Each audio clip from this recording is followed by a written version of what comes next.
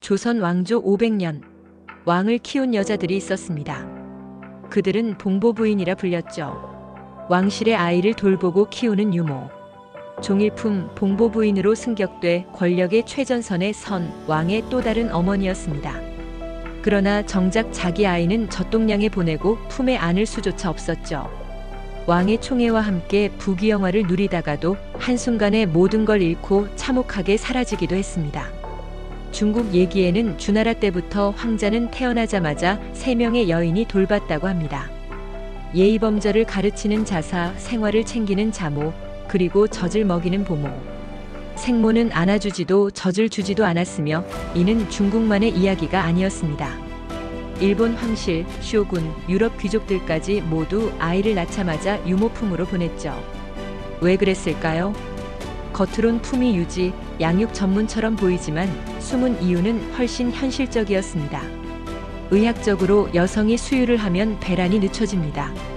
왕실에겐 한 명의 후계자가 아니라 더 많은 보험용 핏줄이 필요했죠. 왕의 핏줄은 유모의 품에서 자라고 어머니는 다시 왕의 후사를 준비했던 겁니다. 그럼 이제 조선 왕조실록에 기록된 봉보부인에 관한 이야기를 들여다보겠습니다. 조선 왕의 유모는 궁녀나 천민 중에 뽑았습니다. 왕실 유모를 뽑는 기준은 상상을 초월했죠. 정신이 맑고 영리하며 온순하고 명랑할 것. 비만은 안 되고 질병이 없어야 하며 그리고 무엇보다 젖이 진하고 희게 나와야 했습니다.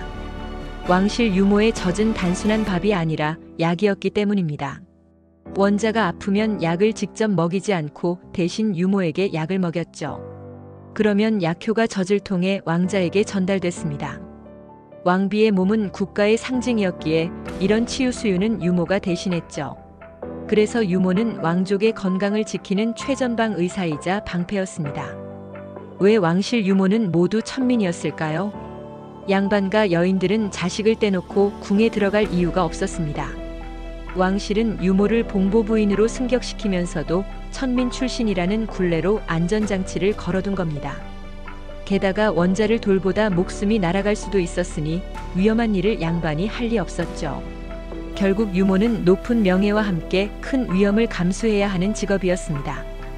봉보부인, 품계는 무려 종일품. 왕의 후궁 귀인과 같은 대우를 받은 유일한 인물. 전하, 종일품이 천민에게는 가당치 않사옵니다. 신하들은 입을 모아 성토했습니다. 나를 길러준 정을 어찌 잊으리. 그 은혜를 갚는 것이 마땅하도다. 왕은 단호했습니다. 겉으로는 효로 보이지만 진짜 속은 왕권 과시였죠. 1460년대 단종은 봉보부인 이씨에게 파격적인 은전을 내립니다.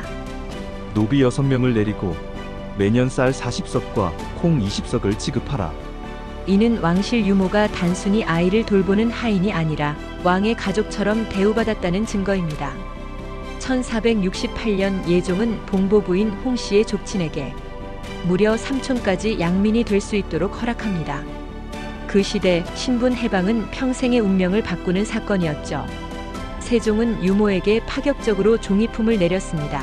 오늘날로 치면 차관급이죠. 그런데 성종은 여기서 한 발 더 나아갑니다.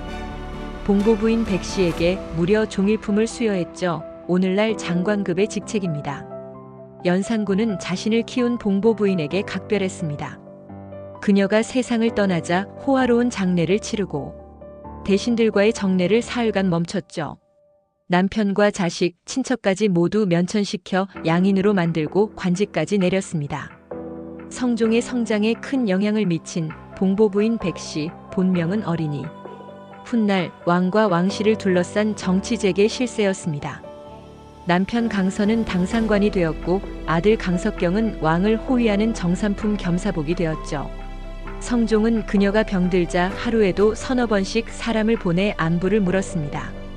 봉보부인 백씨가 죽자 34살의 국왕 성종은 슬픔을 가누지 못했고 종친과 재상에 버금가는 장례를 치르게 했습니다.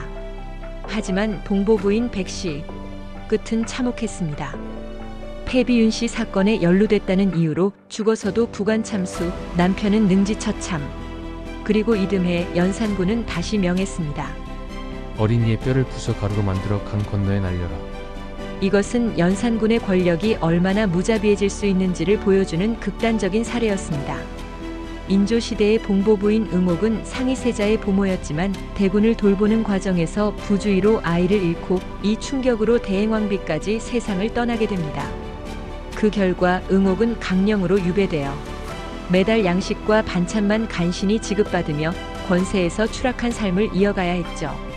역사의 한복판에서 화려함과 비참함을 모두 겪으며 왕의 곁에 있었던 여인들. 그녀들은 자신의 아이를 집에 두고 왕실의 핏줄에 목숨 건 비천한 어머니들이었습니다. 지금까지 고대 역사 수첩이었습니다.